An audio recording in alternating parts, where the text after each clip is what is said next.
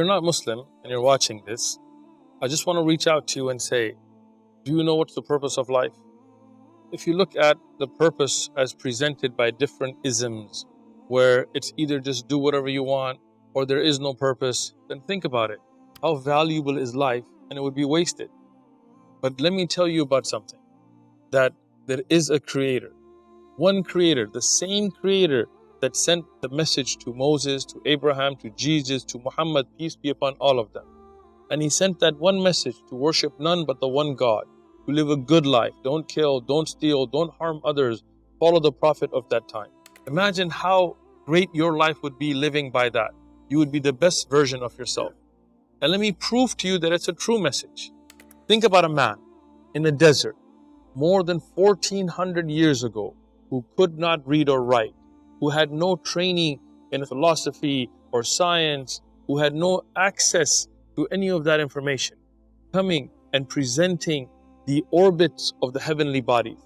In the Quran, the true message of the one creator that was revealed to Muhammad, peace and blessings be upon him, an unlettered, illiterate man, it tells us in the 21st chapter, in the 33rd verse, that all of the heavenly bodies, the sun and the moon, they have an orbit.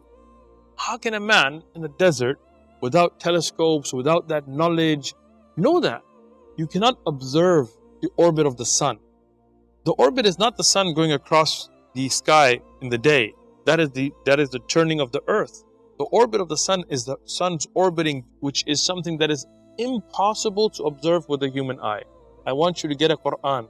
Look up this chapter 21, verse 33, and you will see that there is a fact in there that a man named Muhammad in the desert could not have known. Peace and blessings be upon him. So how did he know it? Well, you could say he guessed at it. But if you look in the same Quran, in the 23rd chapter, in the 14th verse, it talks about the development of the embryo and the stages of development inside the womb.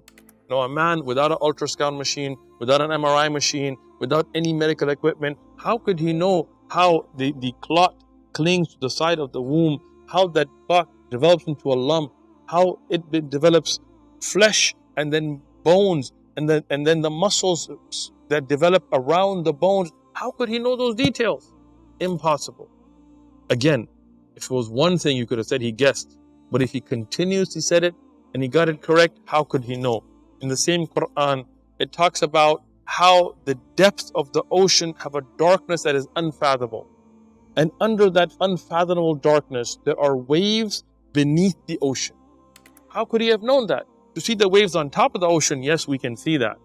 But to deep dive without any equipment, without ever having gone to an ocean, knowing that there are waves underneath the ocean, something that we didn't realize until very recently.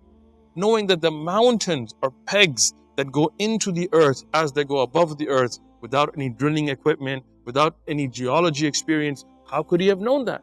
Could he guess every time and get it right? That is mathematically impossible. In the Quran, in the 30th chapter, in the same book, he predicts something that is historically correct about the defeat of the Byzantine Romans at the hands of the Persians, and how long it will take 3 to 9 years for them to make a comeback and defeat the Persians. How would he have known that? At the time of the defeat, when these verses were revealed to him by the creator of mankind, it was impossible to predict something that everybody thought was never going to happen. The Romans had lost Constantinople, they had lost Jerusalem, they had lost Damascus, they were defeated. And the Quran said that they will make a comeback, a prophecy that came true. That same prophet had miracles that were observed by millions of people around the world. Miracles that we can show till today. What is that? The Quran itself, a miracle that is living in front of us. A book that is memorized by people across the world who don't even speak the language, that is preserved word by word, letter by letter. He had physical miracles like the splitting of the moon. Can a man on his own split the moon? No, but the man who has the power of God behind him can. And the Prophet Muhammad, peace and blessings be upon him, did.